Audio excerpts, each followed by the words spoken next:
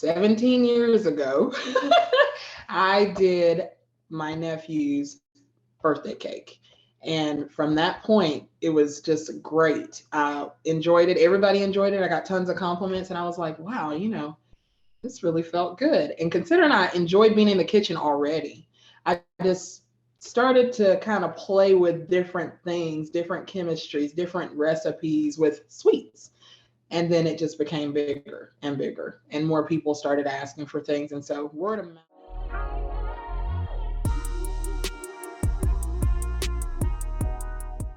What is going on? Welcome to another ETG session here on the School Site Corner. I'm your host, Joe Sims. Today, I have the luxury of speaking to Melissa of Kellie Cakes and Sweets. Hi, what's going on? So she's joined us and decided to talk with us on this ETG session. So let me explain what this is. ETG sessions are a chance for me to interview people that are out there getting it, people that are out there grinding in life. So Melissa has her business, but she also has 3 children under the age of 10. That is correct. I'm sure your hands are full. So she is definitely embracing the grind. So what this show is built for is to highlight the things that she's doing, because obviously there are going to be challenges. So with challenges comes the opportunity to overcome those challenges. And so listening to what Melissa talks about with her business, but also with her family, that gives us insight into how we can approach our own obstacles within our own lives. So with that being said, Melissa, tell us a little bit about Kellie Cakes and what the business side of you look like. Wow, hands full is absolutely correct in that nature. 3 kids under the age of 10, 9, 7, and 4. All different personalities, all pulling for different times. And then Kellie Cakes is my side hustle business. I also work full time at an office, so I'm really busy. But Kellie Cakes usually happens after business hours at the office. So picking up kids, coming home, getting everybody settled, and then I start my Kellie Cakes, or either late at night. That's how my evenings look if I've got orders. Okay. So you have a system set up that pretty much allows you to get the kids in a routine, but then you also have time to build and grind with your business. With your kids, you said 9, 7, and 4. I just thought of this. I'm like, I love talking to parents and hearing stories. So I have something quick for you if you're okay with that. Yeah, go for it. All right. Give me one quick thing that you can think of that makes you a proud parent at this moment with any of your kids, something recent. Per kid or in total? It can be any one of your kids, just something that they have done recently that you are like, oh, I'm a proud parent about.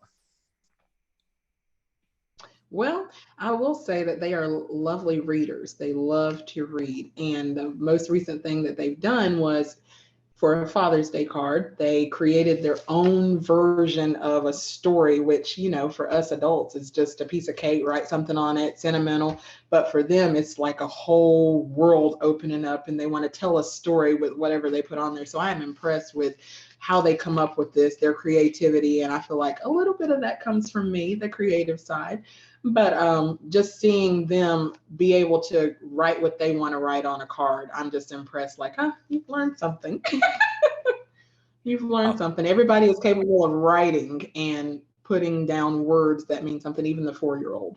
So proud moment. So in contrast to that proud moment, there are obviously some chaotic moments and crazy times. So what's a crazy situation or moment that you can think of that's recently happened and you're just like, oh, kids, right? Well, kids, they are going to be kids. They constantly have something to fuss about. But I am trying to teach them more and more on a daily basis, tattling versus telling. So, that is something I deal with on a daily. Are you hurt? Is someone bleeding? Okay, then maybe you don't need to tell that to me. Are you okay? Take a deep breath. It's, constant parenting and, finding out how these kids are, because they are all different personalities, different all the way around. So with 3 different personalities, how do you manage that? I know you and your husband are there with the 3 girls, but like, how do you manage 3 completely different personalities? Basically, as you said, completely different. You have to individualize the attention with each of them. With the 4-year-old, I may be able to handle something one way with her, but not with the 7-year-old, and certainly not with the 9-year-old. they all tend to handle things differently. I try to get them to understand different ways to handle things themselves. So they may not need me as much for little things, but in the same token, handling things, I want them to see how I handle it with them so that if they confront a problem with the other, they might be able to kind of handle it in their own way with their sibling. Sure. And that's a great skill, obviously, when kids are in school, being able to problem solve and conflict resolution. You don't always want to be that kid that's going to the teacher tattling, but it's like, how can we handle this appropriately among ourselves as peers? So good. Exactly. Would you say that you do a good job of balancing work and life? It depends on the day, because there are days that you feel like, oh yes, I've done everything, checklist, everything went flowful, went according to plan. And then there are days that you just can't.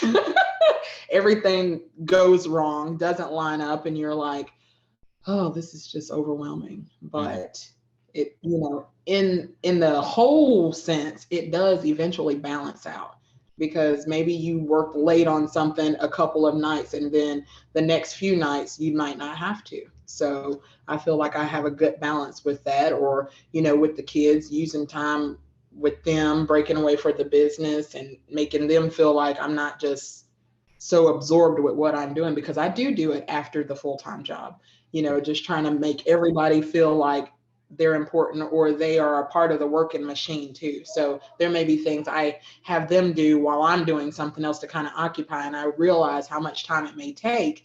So in a nutshell, it's like you can work on this while I work on this, basically like our own projects, like work on the orders or something while they're working on puzzles or writing in their book or reading, stuff like that.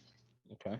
Something that I've noticed as far as balance is, so I have to take time throughout the day for everything, or not every single thing, but the things that are important for me. So I have an open door policy. I have a home office. So if my door is open, it basically means I'm doing tasks if I'm working, but they can come in, they can interact, they can read books on the floor, they can draw on the draw erase marker, the board. Right. They can do little things, but I'm allowing that because there's a balance. They don't need to just see me always shut off.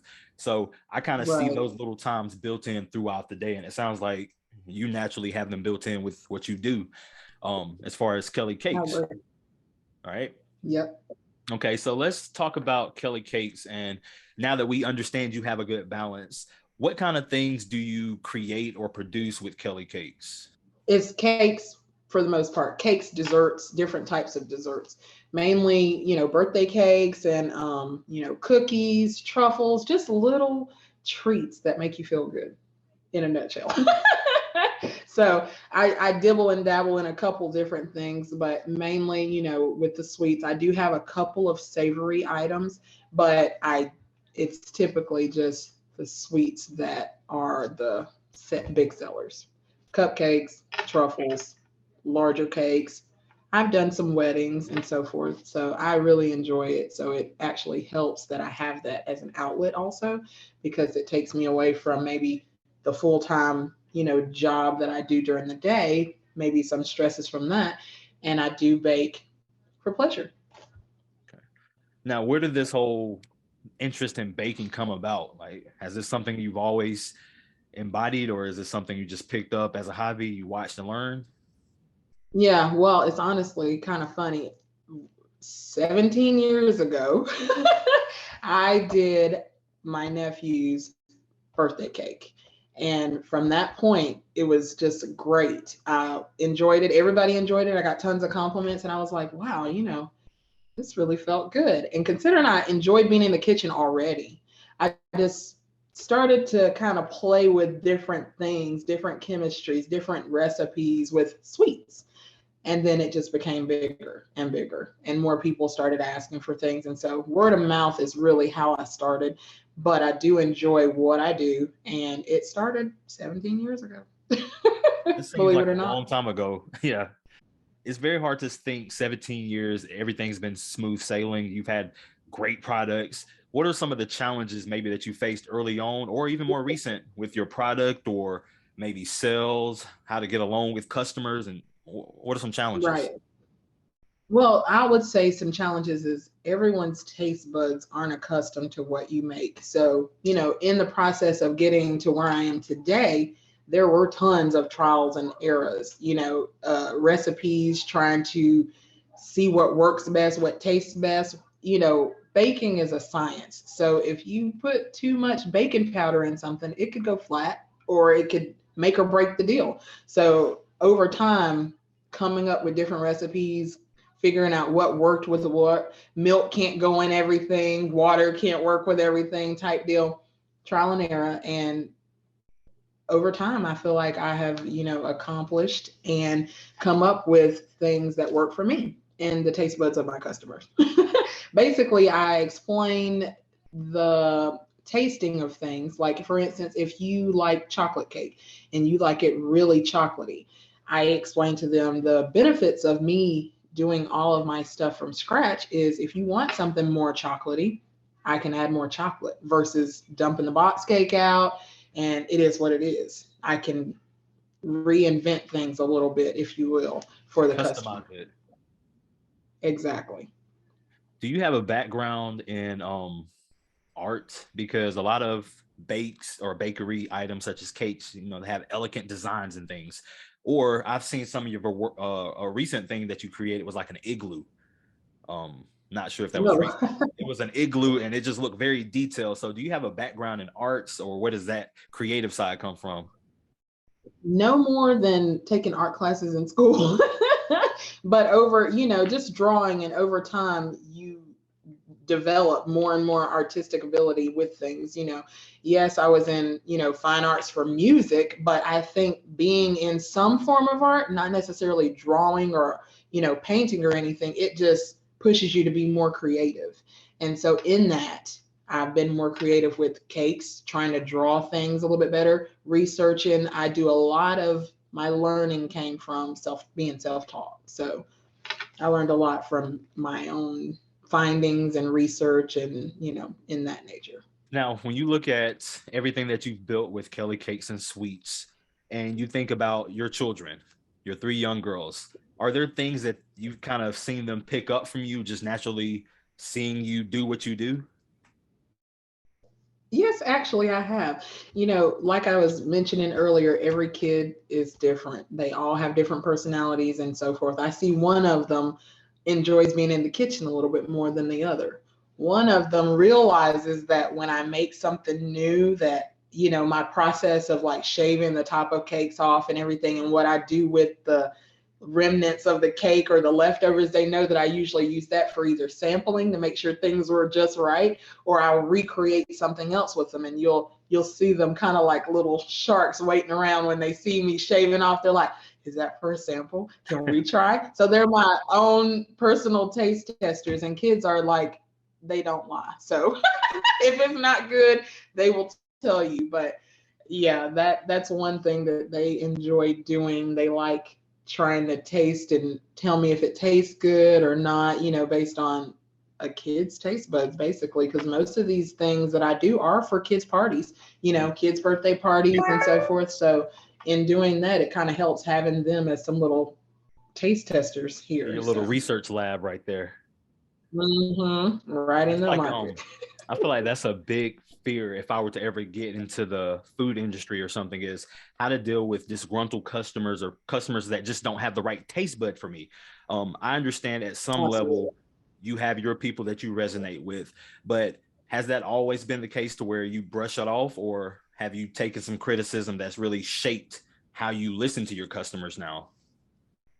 Yes. And see, and since I'm already in customer service with every job that I've ever been in, to be honest, that has kind of helped me be able to talk with the customers whenever something does not fit their taste buds, or maybe they're upset about something. But it's a very low percentage of my customers that's been upset with my work or timing or anything like that, or, but for the most part, I've had pretty good customers, they come back. So, but if I do have customers that are dissatisfied with my work or the taste, I do try to get to the root of it and see what exactly is it that they're not liking or that they were upset with. And the few that I've had, they weren't close together by any means. It was maybe someone who requested something and didn't realize what the taste combination together tasted like, and they weren't happy with that. But they were like, but it was so beautiful, And I was like, well, thank you, but I hate that you didn't like how it tasted. I did it exactly what you requested. It wasn't as if it was not good.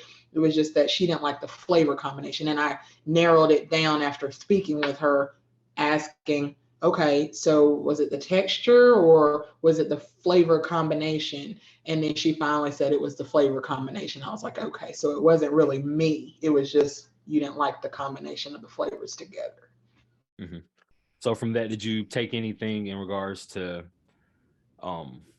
because you do customize for clients, and that's what you told me earlier. This Exactly. Sounds like it was a customization and she just got in over her head. Is there, every time you recommend certain things based on just your experience? Yes, like in that situation, I did tell her, trying to rectify the situation. I said, well, I'm sorry about that. Next time, maybe try like a plain cake, maybe not a combination type deal. And then once you realize you like that flavor, maybe join the flavors together at that point. But maybe your taste buds are just designed for, pretty plain flavors, like a plain strawberry or a plain chocolate instead of a strawberry lemon. That flavor is an acquired taste. And if you haven't tried it before, it's like a sweet and a tarty, a tart-like taste. And I don't think she was ready. Let's go ahead and get that refund and try something more simple. Right. Exactly. You shared a little information with me about flash sales. Can you tell me what that is and what that looks like for you now? Okay, so here recently, I've a lot of times what I do with the overage, or I'll say overbaked, which doesn't mean burnt. That just means material, extra cupcakes, extra goods that were so overbaked the quantity. I need a dozen and I make 24 because it's so in dividing batters and so forth, you can only divide it to make it so small. So you're going to have some overage at times. So usually what I do with the overage is I'll bring them to work with me or take them to the daycare and give them out as samples. So that gets my, I was about to say my food, but it gets my desserts out there a little bit more. Somebody tasted it and then they want it and they're like, oh, I need to order that or whatnot. Or they're tasting something maybe that I haven't made before. And I'm like, I need some samplers. And they love this. They're like, oh, she's coming. Samples. I'm like, yes, please. To your benefit, taste this. Let me know your thoughts. That's how I get kind of the feedback that I need to see if people are liking it or if it was a one-shot wonder type deal. No one else likes it. And then just to acquire it taste for one person. So overbaked. So flash sale, usually I'll do that. I mean, I don't usually do that. Flash sale now is just the beginning of it, not anything that's been happening, but I just did it for the first time this weekend. And what it was instead of handing out the baked goods and so forth that I normally just give out, because everyone, well, not everyone, but these have been tried before by several customers. I took nice pictures, placed them online and said, flash sale, for sale, here's the price, basically first come, first serve. So those overbaked goods got sold instead of given out. So I made a little bit of money this time instead of just giving them out. So it's a good little get back. I enjoyed that. So I was like, I'm going to do more of this. So this week, I'll actually be doing some of my lemon Oreo truffles as a flash sale because just tried that out. Really turned out really well. I already got 3 orders from one customer, placed an order, and I had some samples, gave the samples out. People really liked it, got 3 orders just like that. So I'll be doing a flash sale this week for the lemon truffles. See how well that goes. I'm a recent customer of those, I believe, because Father's Day was recent. And I looked in the fridge and I saw them. This is a new flavor. The Oreo truffles, but having the lemon, I was like, what? So yeah, I'm sure those are gonna sell off the shelf. With you making this, I'm excited. with you making this shift from giving the product out as like a like a sample to kind of, get people involved, and you making the shift to actually selling it, because it is a proven recipe from customers that have, repeated the order. Like, what was that Absolutely. shift like, and why did you decide to make that shift? Well, I had discussed this a while back, just kind of in general, and it was suggested. And you know how you hear suggestions sometimes, and you're just kind of like, yeah, maybe take it, maybe don't. I kept telling myself, oh, maybe I should try that because, what would it hurt? But I never did. Time happens. You get caught up in other stuff. You end up just like, oh, I'll just give things out again. Time did not permit. So what happened is then I was just like, I do have extra. Why not? And I almost took it to work. Here's one of the children right now, as you can see. I'm Kelsey. Hey, Thank you for stopping. Thank you. Balance. Yes. I always want to be a part of it. I was wondering. I was like, I hadn't seen any kids. I was just like, hey, you never know, but Yeah, it's all real life, right? Definitely. Yeah, that part was real life. She's. I haven't heard my mom's voice. Let me find her. Can't hide for long. Mm-hmm. So, but generally having those, I had extra, and so I was like, okay, let me just try and see what happens. Popped them in there, popped the price on it. I know my work is worth it, so did it, and it was great. I mean, I did about 7 or 8 packs, and I only had one left in the end. So I say the flash sale was a hit. There we go. Yeah, a lot of that I talk about with the ETG mindset, embracing the grind, is sometimes doing things that don't work, but you ultimately stay persistent, you put in the work, and you see the end result more so what you expect. And so it seems like over these years, you've changed your formula, you've learned from your customers, learned what didn't work, learned what worked. You put in the work, you've been out there grinding. And so where you're at now, like, how do you feel about yourself moving forward over the next 5 or 6 years with Kellie Cakes and Sweets? Yeah, actually, I think, and you think too, right? I think that it will just improve and get larger because now I'm pulling out that little creative side that I was telling you about. Yeah. And, in a nutshell, sometimes you're just fearful of what may happen. So you don't do it. But now that I've done that, it's kind of like, ooh, it worked. I want to do it again because it was so nice to get paid for the extra stuff I normally give away. So that's, creating more income. They tried it. It's not that much to do those samples. And then I'm selling it. That's potentially what I want. That's potentially what you want with any business, is to make money. So being that happened, I'm like, that felt good. Let's do it again. Got a good taste of it. I do appreciate your time. And for those of you that do not know, I have 4 sisters, and Melissa is the second oldest of my 4 sisters. And so I do thank you for your time. I know life is busy. You carved it out just to speak with me and have some genuine conversation. So thank you once again for joining me today on this ETG session. Absolutely. It's my pleasure. All right. So, I enjoyed it. Is there anywhere that people can find your work or make orders with you? I can include this in the show notes, but is there anywhere simple that you can direct people that are listening? Yeah, absolutely. So everybody is familiar with Facebook. I do have a page for Kellie Cakes on there, and it's Kellie Cakes and Sweets. And you could just check that out and see some of my work. And if you're interested, PM me. Is that where you also put these flash sales? Yes, actually, I posted that. Absolutely. I posted that on there as well as my own personal page. So, it'll kind of direct you there. If you don't see it on there, then you can see it on my regular page, or, I forget what it's called when it just shows it each day, it'll change. It goes daily. But yeah, I did it on there also, just so if you're just happen to be on there, you might get a glimpse. And as soon as I posted it, honestly, it was great because I posted it that night. So not very many people saw it. It was the evening. And then I reposted in the morning because my thought, okay, it was nighttime, people in bed probably. So I just reposted it that morning, and it wasn't 5 minutes after I posted it, I got a text message, I want those cupcakes. I was like, so first order. I was excited. I was like, yes, do more. And they just kept coming. So I was like, yes, this is good.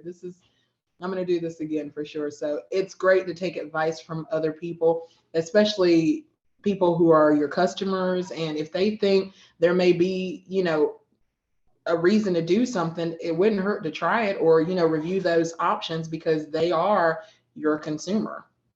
And if they've been coming to you for years, maybe they know a way that can help bring more of that to you. So I think it all goes back to just having an open mind about things. Be willing to listen, be willing to take certain things and evolve. We all have to evolve. So, well, you keep evolving, and thank you once again, but I will catch you on the flip-flop, okay? Sounds good. Have a great night. All right. Take care. Uh-huh.